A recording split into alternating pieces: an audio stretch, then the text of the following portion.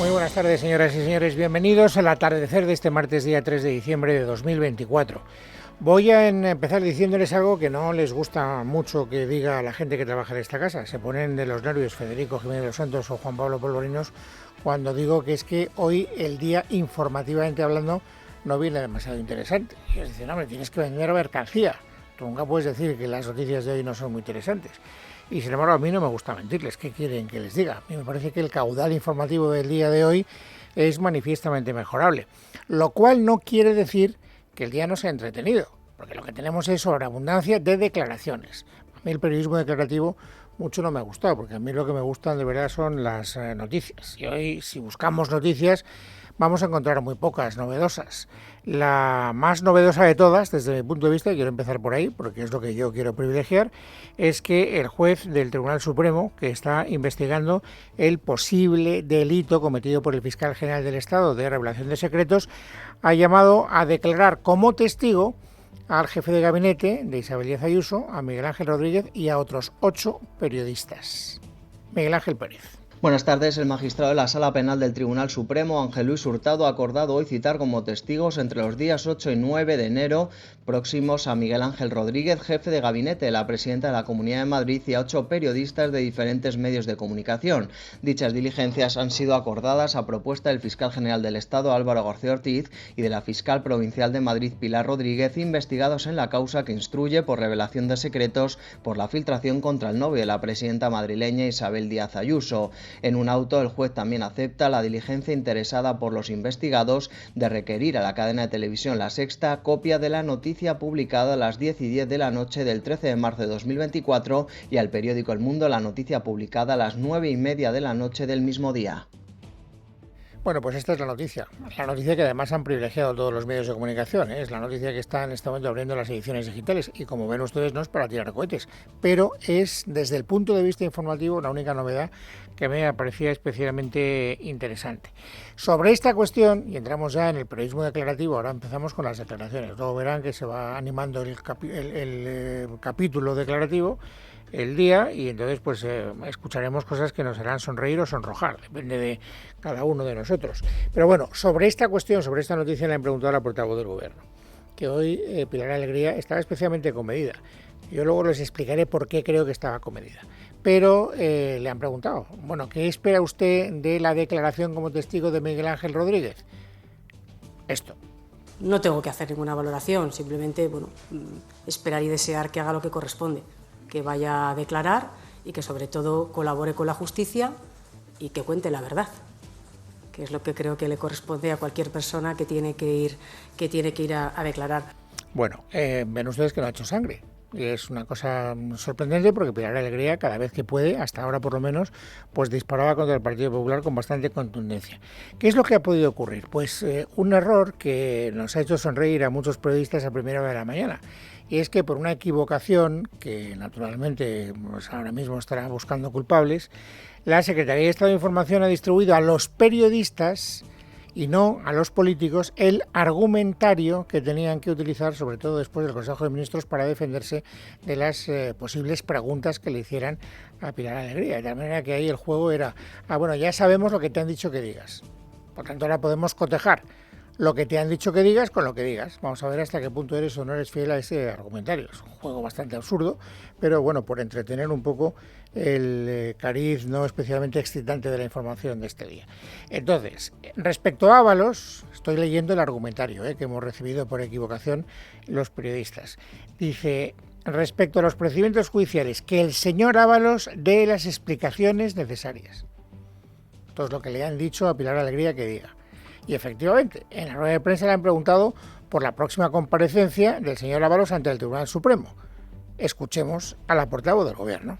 Cuando vaya a declarar, que se ponga a disposición de la justicia y a colaborar con la justicia y a explicarse. No le puedo decir más. no le puedo decir más, entre otras cosas porque el argumentario era tan escueto que no pasaba de ahí. O sea, me ha dicho que diga que el señor Ábalos dé las explicaciones necesarias y eso es lo que dice la portavoz del gobierno. Bueno, y luego, naturalmente, los que nos siguen el argumentario del Partido Socialista, porque tienen su propio argumentario, son los de la oposición. El principal partido de la oposición ha querido hablar, naturalmente, porque en ese periodismo declarativo del que al que hacía referencia hace un instante, pues no pueden faltar, naturalmente, las primeras figuras del Partido Popular, empezando por su presidente, por Alberto Núñez Feijóo, que esta mañana ha estado en Telecinco. Saben ustedes que lo que dice el argumentario del PSOE cada vez que le preguntan por las declaraciones de Aldama es que ha mentido escandalosamente. Esto es lo que dice el argumentario. Miente escandalosamente, por eso hemos presentado querellas contra él, lo hemos demandado por injurias, por calumnias y por no sé cuántas otras cosas más. Le han preguntado hoy a Feijóo a propósito de la veracidad de las declaraciones de Aldama en sede judicial. ¿Usted se las cree o no se las cree? Y la respuesta de Feijóo ha sido esta. Yo no tengo ninguna duda de que el fiscal anticorrupción y los fiscales que le ayudan en el caso son personas honorables que han creído a Víctor de Aldama, por eso han pedido la libertad para Víctor de Aldama. Veremos el contenido y el alcance de lo que ha dicho el señor Víctor de Aldama. Ahora, que Víctor de Aldama ha mentido menos que el presidente del gobierno, es verdad. Bueno, hay que decir que también el argumentario del Partido Popular es muy reiterativo. Tampoco hay que pedirles grandes excesos de imaginación, tampoco van a estar cambiando de argumentario o de idea cada día. Lo digo porque lo demás que ha dicho en esa entrevista televisiva el señor Núñez Feijóo es lo mismo que le venimos oyendo desde hace muchos días. Este gobierno está completamente achicharrado y lo mejor que podría ocurrir, porque motivos a ver los haylos, es que nos deje tranquilos. Yo creo que la mayoría de los españoles, si pudiesen votar hoy, Pedro Sánchez iría del gobierno, y él lo sabe. ¿Se dan causas para la dimisión? Todas. ¿Ha habido algún presidente del gobierno de España que tuviese más causas para dimitir? Ninguna. Bueno, saben que por decir eso, no en su versión exactamente presidente del gobierno, sino en su versión secretario general del PSOE, le cayó la mundial. Antes de que empezara el Congreso, María Jesús Montero, ustedes lo recuerdan, le llamó golpista al señor Núñez Feijóo por decir que cómo se le ocurre pedir la dimisión del secretario general de un partido que es votado por sus militantes, que eso no es respetar las reglas democráticas, que eso era un discurso golpista, dijo María Jesús Montero. Y hoy le han preguntado a Núñez Feijóo por esa acusación, por acusación de golpismo. Respuesta del señor Feijóo. Decir que un partido es golpista cuando le han votado 8 millones de españoles y es el primer partido de España, o decir que un partido es golpista cuando después de ganar está en la oposición, debería hacer reflexionar al que lo dice, ¿no? Pero viendo lo que ha ocurrido en el Congreso del Partido Socialista, comprenderá usted que es todo posible ya en España. ¿Saben ustedes por qué no me gusta mucho el periodismo declarativo? Porque es perfectamente previsible y porque se repite más que el ajo. Y vuelvo a repetir que tampoco esto es censurable, o sea, nos pasaría a todos. No vamos a estar cambiando de idea cada vez que nos preguntan por una misma cosa. Pero es que una misma realidad es vista de manera completamente opuesta en función de que sea el quien habla. Y esto es lo que hace aburrido, desde mi punto de vista. Todo lo que es previsible es aburrido, desde mi punto de vista. Bueno, pues eso es lo que le pasa hoy a la actualidad del día. Si ustedes escuchan a Feijóo, lo acabamos de hacer, verán que dice, este gobierno es un gobierno que ha llevado la corrupción a límites insospechados. Es un gobierno que no tiene precedentes. Es uno de los peores gobiernos que hemos tenido en España desde hace ni se sabe cuánto tiempo. Bueno, pues si ustedes escuchan a la presidenta del partido gobernante, Cristina Narbona, le oirán decir lo mismo, pero de la oposición. Nunca en España, ha dicho, lo van a escuchar enseguida, hemos tenido una oposición como esta. Llevo 40 años en la vida política. Yo nunca había visto lo que estoy viviendo ahora en el Congreso de los Diputados. El presidente va y explica, por ejemplo, cómo se ha actuado desde la Administración General del Estado respecto de la DANA. Y sube el líder del principal partido de la oposición y prácticamente de lo único que habla es de la supuesta corrupción del señor Pedro Sánchez. Por tanto, el que pervierte la democracia no es el presidente del gobierno, es el jefe de la oposición. ¿Por qué? Porque lo dice el partido gobernante. Y no lo dice el partido de la oposición, que dice exactamente lo contrario. Es más, si hablamos de corrupción, pues ya saben ustedes lo que dice el Partido Popular a propósito de la corrupción del Partido Socialista. Pero si habla la presidenta del Partido Socialista, ¿qué dice de corrupción? Lo que ustedes ya se imaginan. Pues francamente lo de la apología de la corrupción me parece una cosa tan absolutamente fuera de lugar. Mire, apología de la corrupción, a veces cuando uno mira las fotos de los gobiernos del Partido Popular y empieza a ver cuántos de esos ministros han acabado en la cárcel, imputados, investigados, en fin, de verdad yo creo que deberían de tener un poquito más de sentido del ridículo antes de decir cosas como esas. No es un discurso unívoco, casi sí. O sea, no hay discrepantes en el Partido Popular. Por lo tanto, esto que dice Cristina Narbona es lo que dicen todos los ministros o todos los dirigentes del Partido Socialista que son preguntados por los medios de comunicación, con muy pocas excepciones. La excepción habitual es Emiliano García Paje, ya lo saben. Y últimamente se prodigaba poco también Javier Lambán, que hoy ha querido hablar. Hoy es hasta cierto punto noticia que Javier Lambán haya reaparecido desde el punto de vista declarativo, en una entrevista que le han hecho en la cadena COPE. Y la verdad es que el discurso de Javier Lambán, pues no creo que le haya sentado nada bien a Pedro Sánchez, pero nada bien, porque le han preguntado por la corrupción y él no sigue el argumentario del partido. Él tiene su propio diagnóstico. Mire, esa tentación paranoide de que se conspira contra uno o contra el partido de uno, creo que en un momento u otro la han tenido todos los partidos cuando han pasado por momentos de dificultad. Todo lo que signifique desprestigiar, echar por tierra el prestigio de la justicia, de los jueces y de los fiscales, es un ataque directo a la yugular del sistema y desde luego si hay una ideología y una manera de actuar en política que se resiente fundamentalmente es la socialdemocracia. Probablemente tiene razón el señor Lambán, pero esto habrá encocorado mucho, habrá enfadado al aparato del partido porque fue en el propio Congreso Federal donde se habló en términos no precisamente ejemplares de los jueces de la judicatura del Poder Judicial que tenemos en España. Y en él estaba pensando Lambán, naturalmente, cuando ha realizado esta reflexión en voz alta. El Congreso del PSOE a Lambán mucho no le ha gustado, o por lo menos eso deduzco yo de esta valoración. Lo cierto es que el Congreso de este fin de semana no pasará a la historia de las ideas, evidentemente. Ha sido un Congreso propio de un partido que está en el poder y utiliza estos momentos para, en momentos determinados, exaltar al líder hasta el paroxismo. Bueno, el valor que tengan esas declaraciones es el que ustedes le quieran dar. Vuelvo a repetir, a mí el periodismo declarativo mucho no me entusiasma. Puede hacer más atractivo el panorama o el relato de la crónica política del día, pero tampoco es que nos aporte una gran luz. Sobre todo porque tenemos ya muy claro, damos por descontado, que las dos voces que se van a saltar el argumentario oficial del partido serán las de Lambán y las de Paje. Luego, a la hora de la verdad, a la hora de votar o a la hora de marcar una disciplina de voto de los diputados de esos territorios, pues no pasa nada. O sea, es una discrepancia solo en el plano retórico y nada más que en el plano retórico. Pero bueno, Emiliano García Paje viene hablando, sí, ¿no? Este no se muere de la lengua como Lambán. Lambán hace tiempo que yo no lo escuchaba. A Emiliano García Paje le vengo escuchando ininterrumpidamente desde hace 4 o 5 días. Hoy ha vuelto a hablar y no les voy a repetir lo mismo que ha dicho en días anteriores. Ha habido un momento, por eso les decía, oiga, que no sea un día muy interesante desde el punto de vista noticioso no quiere decir que no sea un día entretenido desde el punto de vista declarativo. Vamos a pasar unos minutos, yo creo que entretenidos. ¿Qué ha dicho hoy el señor García Paje sobre algunas declaraciones de algún ministro del gobierno como Óscar Puente? Escúchenlo. Lo que menos soy es pajista, eso, porque no me gusta ese concepto, como no me gusta que al final alguien realmente piense que un secretario general o presidente del gobierno es el puto amo, perdonen la expresión que me resulta feísima. Lo dijo pero Óscar Puente. Es que eso me parece francamente un resumen bastante, para mí, discutible de la situación política que llevamos viviendo estos años. Bueno, no le gusta eso del puto amo que dijo Puente. Y hoy resulta que Óscar Puente estaba en la rueda de prensa posterior al Consejo de Ministros.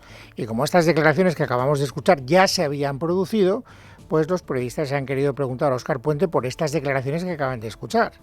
Y Puente se ha venido arriba.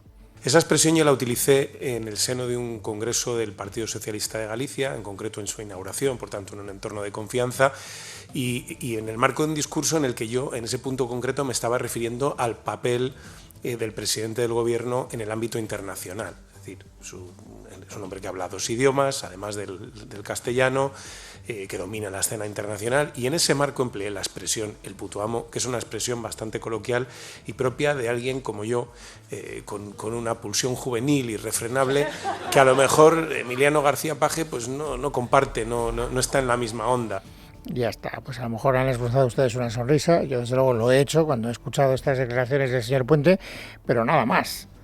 Hasta ahí llega el alcance informativo de este juego floral, esta jota de picadillo entre el señor Pajes y el señor Puente. Bueno, siguiente capítulo informativo. ¿Qué va a pasar con el sustituto o sustituta, yo creo que sustituto, del señor Lobato? Que saben ustedes que ya no es el archipámpano del socialismo madrileño. Ahora va a ser Óscar Puente. Y además, pasado mañana jueves, el mismo Óscar Puente va a oficializar su... Óscar Puente no, Óscar López, estoy equivocándome de apellido, Óscar López, va a formalizar su candidatura a la Secretaría General del Socialismo madrileño. Y en torno a la idoneidad del candidato, pues hay muchas declaraciones en el día de hoy. Reyes Maroto del PSOE dice, ojo, no se ríen ustedes de él, no lo minusvaloren, se pueden quedar sorprendidos porque este es el representante de la buena política. Y también le mando un recadito a la señora Ayuso, porque es muy buen candidato y sin duda tiene que temer si Óscar López se viene a hacer política madrileña, porque vamos a ver la buena política. A Reyes Maroto le pasa lo mismo que a mí, que me equivoco de apellido. A ella también le pasa lo de llamarle Óscar Puente y no Óscar López. Bueno, en el Partido Popular no se equivocan. Yo creo que le han tomado la matrícula y tanto en el ayuntamiento como en el partido, en lo que es el aparato del Partido Popular, tienen claro que no se va a comer una rosca el señor Óscar López. Escuchen al alcalde de Madrid, al señor Martínez Almeida. El Partido Socialista de Madrid le da igual que le pongan a don Pimpón a Espinete que a Óscar López de candidato por parte de Pedro Sánchez. No tiene ninguna preferencia ni por don Pimpón ni por Óscar López. La única preferencia es lo que diga Sánchez y el dedo de Sánchez para elegirlo. Y ahora escuchen a Alfonso Serrano, que es el secretario general del Partido Popular madrileño. Me sorprende que vaya a presentar la candidatura, pensaba que ya era electo de facto o algo así, ¿no? Porque ya viendo cómo actúa el Partido Socialista, ahora viene uno de los ministros de Sánchez. ¿Precisamente para qué? ¿Para trabajar por Madrid o para seguir justificando a Sánchez? Bueno, yo no me quiero justificar a mí mismo, pero ven ustedes que es lo mismo que ayer y lo mismo que antes de ayer y probablemente lo mismo que mañana. El periodismo declarativo es lo que tiene, que se repite más que el ajo, lo vuelvo a repetir. Bueno, hoy se ha producido, ya que estamos en el ámbito territorial madrileño, un acto que ha tenido su enjundia, ha tenido, digamos, su derivada informativa interesante. Hoy Isabel Díaz Ayuso, la presidenta de la Comunidad Autónoma Madrileña, ha querido conmemorar en la Casa de Correos el Día de la Constitución. Y lo ha hecho con un acto en el que ha hablado ella, han hablado otros y no han hablado algunos. Y todo ello es noticia. Carmen Arreaza. La presidenta madrileña ha reivindicado este martes la Constitución como la herramienta más valiosa frente a los totalitarios que abusan de su autoridad, ha dicho, celebrando la buena salud de la Carta Magna frente a quienes quieren acabar con ella. Han ido socavando la Constitución desde dentro y ahora nos encontramos que cada vez en más instituciones están en entredicho. Sin embargo, siguen en pie, nos amparan. La ley de leyes ha resultado tener mucho más aguante de lo que sus enemigos creían. Un discurso durante el acto institucional organizado por el Gobierno autonómico en la Real Casa de Correos, en el que, aunque no ha habido alusiones expresas al Ejecutivo Central, Díaz Ayuso sí ha señalado que no se puede estar gobernando a cualquier precio. También ha apelado al espíritu de la transición. El espíritu de la transición fue uno de los mejores momentos de nuestra historia. Se renovó el espíritu de Ermua y lo hace en las grandes ocasiones, como en la pandemia o en el desastre de la Dana en Valencia. Es más, en nuestra vida cotidiana, los españoles vivimos mucho más en la concordia de la transición, en el orgullo de España, de la hispanidad y de ser occidentales, de lo que quieren hacernos creer. Y por eso hoy celebramos la Constitución con alegría y normalidad, con héroes cotidianos, políticos admirables sin importar su color político.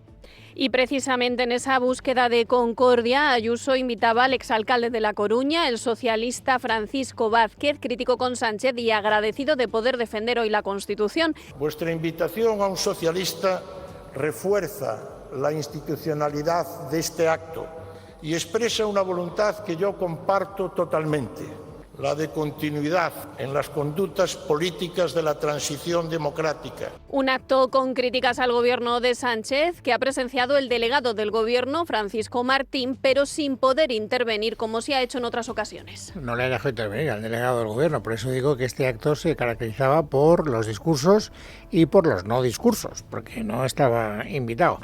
Y esto, naturalmente, al delegado del gobierno le ha sentado muy mal. Le ha sentado tan mal que ha montado su propio acto paralelo. Y aprovechando que están ahí los medios de comunicación, ha querido dejar constancia, además con toda la liturgia ornamental de un acto casi institucional, del ninguneo al que ha sido sometido por Isabel Díaz Ayuso. En este lugar, en el que recientemente se ha dado voz y aplauso a los extremismos, la presidenta Díaz Ayuso ha decidido silenciar hoy al Gobierno de España. Ni este acto puede ser una nueva fiesta de cumpleaños de la señora Díaz Ayuso, ni el Partido Popular debe seguir utilizando las instituciones madrileñas como su cortijo. Bueno, y cuando le han dicho al secretario general del Partido Popular, oye, que el delegado del gobierno, al que no hemos dejado hablar, está haciendo su acto paralelo. Entonces, pues ha aparecido Alfonso Serrano y se ha metido también en esta contienda puramente retórica y ha dejado su mensaje. ¿Se ha montado su propio acto? Pues mire, después del infame discurso que hizo aquí el año pasado, después de los infames ataques permanentes contra el Gobierno de la Comunidad de Madrid, aquí quien ha roto los puentes de la lealtad institucional es el delegado del Gobierno. Bueno, pues es martes, es 3 de diciembre de 2024. Vamos a completar, amigos, el paisaje informativo sobresaliente del día. Noelia Bautista, bienvenida, buenas tardes. Buenas tardes, Luis. Vamos con la última hora que nos llega desde los tribunales también, porque acabamos de conocer que el juez de la Audiencia Nacional, Ismael Moreno, acaba de admitir la personación del PSOE como acusación popular en la causa abierta por las presuntas mordidas en la adjudicación de contratos públicos durante la pandemia. Eso sí, el juez le ha exigido al partido de Pedro Sánchez una fianza de 5.000 euros en metálico que tendrán que presentar en un plazo máximo de 10 días. El magistrado ha tomado la misma decisión que el juez Santiago Pedraz, que ya admitió también la personación socialista, en este caso en la causa en la que se investiga un presunto fraude en el sector de los hidrocarburos, por la que, como saben, Aldama, Víctor de Aldama, el cabecilla de la trama Coldo, entró en prisión, aunque salió más tarde, por colaborar con la Fiscalía. Y más cosas hasta ahora, porque no solo Óscar Puente ha contestado a las críticas de Emiliano García Paje. La ministra portavoz, Pilar Alegría, ha recogido el guante también lanzado por la vicepresidenta segunda, Yolanda Díaz, que tras escuchar a Pedro Sánchez decir que se veía gobernando más allá de 2027, le espetó anoche en la SER que gobernar no es una cuestión de resistir, sino de transformar y aplicar la política útil. Hoy le ha contestado Alegría y le viene a decir que en cierta medida se equivoca. Pues yo, fíjese, yo creo que gobernar sí que contempla también cierto grado de saber resistir, pero sobre todo lo que significa gobernar es transformar, es trabajar, es dialogar, es acordar, es en definitiva aplicar la política útil. Oiga, y es lo que está haciendo este gobierno desde el primer momento.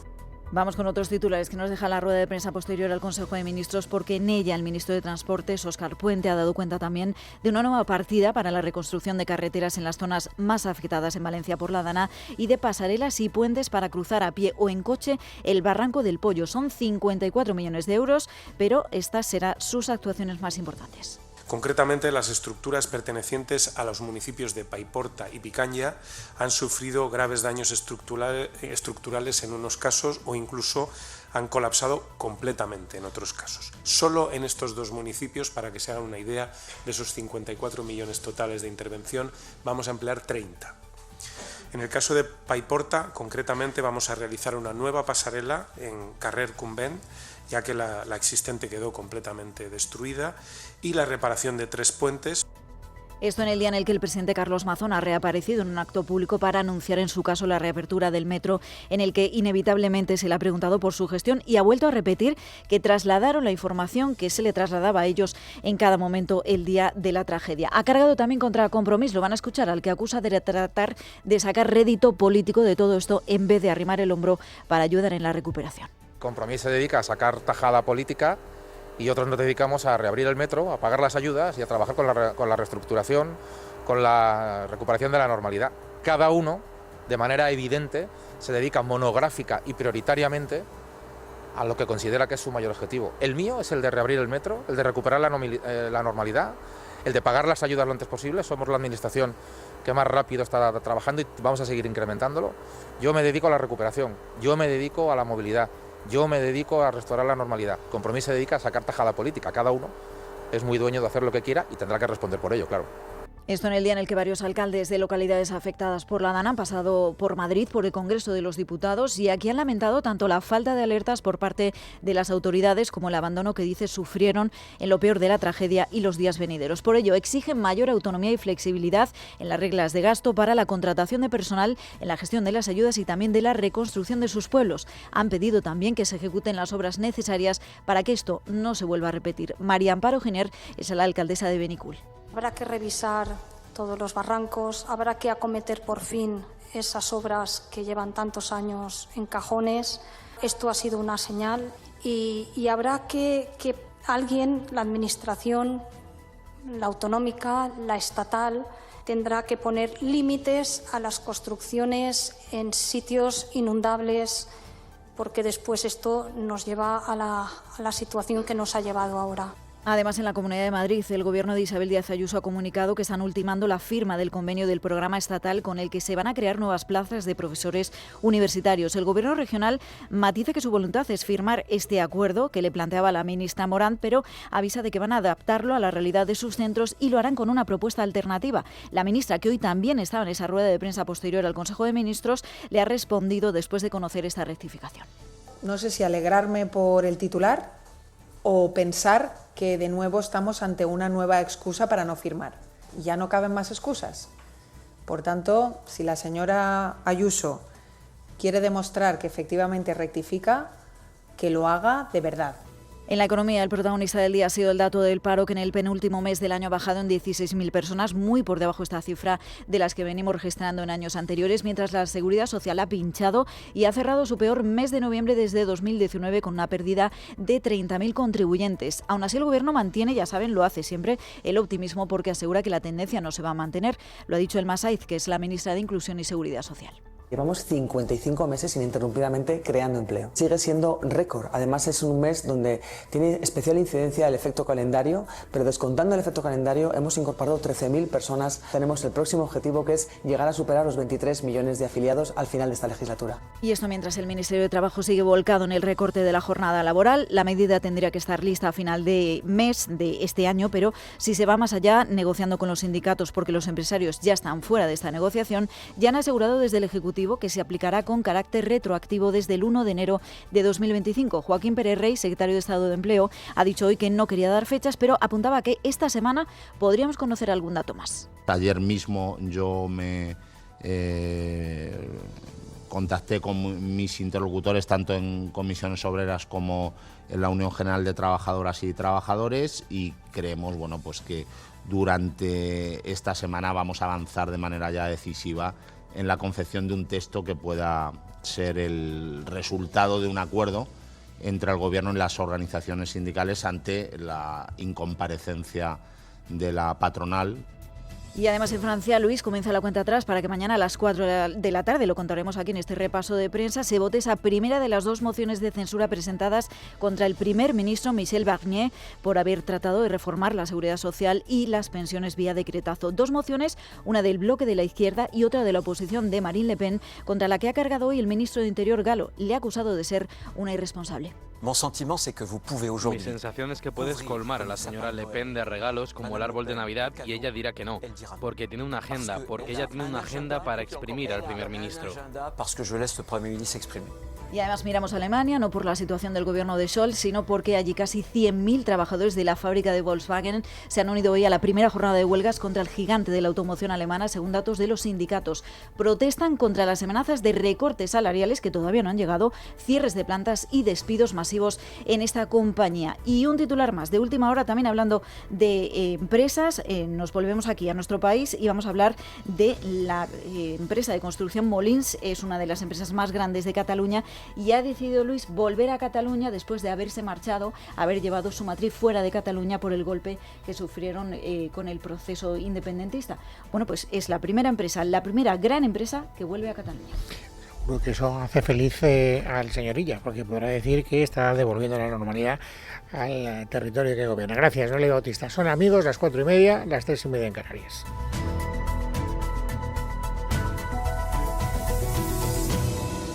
En casa de Herrero, Es Radio.